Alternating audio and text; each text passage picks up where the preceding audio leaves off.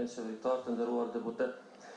Po dyshim që në situatën që ne po kalon Kosova në vazhdimsi të ratifikimit marrëveshjen me Serbinë dhe arestimet e fundit të komandantëve të ushtrisë shqiptare të Kosovës, nuk është e rastësishme kjo çka po ndodh sa përmend ashtu edhe kjo video e hoxhës së nderuar Ifran Saliut, e cila për të analizuar saktë nuk duhet marrë një fragment të kësaj ligjërate, por duhet në tërësi të dëgjohet ligjërata dhe të kuptohet a është fy femra apo janë fy ato të pandershme, dhe nuk kemi të bëjmë vetëm me gjini femrore, por është fy dhe gjinia mashkullore ata që janë të pandershëm, të pamoralshëm. Prandaj me befason fakti se si po bën unik edhe pozita dhe opozita ndrojtje të amoralitetit. E para, e dyta, ju që folet e emën grupeve parlamentare, si zonja të Utasaciu, Vjeta Deli Kudra dhe Alma Loma, ju edhe janë anëtarët grupit të deputetëve të grave, ju se nuk reagut kur para 2 jave, po nga i njëjti kolegi Irfan Sali, por të mësues në shkollën e mesme Zenela Hedini, i cili është mësues i edukatës fizike, ngacmoi seksualisht një vajzë shkollës mesme.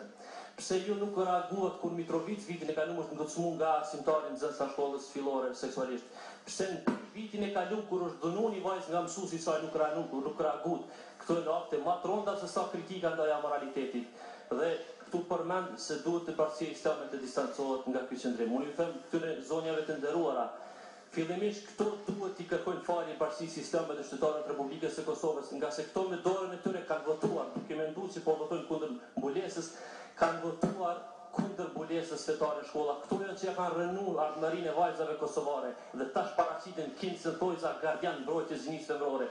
Por kundrazi këto kanë përgjegjësinë që kanë shkatruar ardhmërinë e tyre, i kalon jashtë shkollave të tyre, jashtë procesit mësimor, ndërsa në anën tjetër ndalin mbrojtjet e moralitetit. Faleminderit.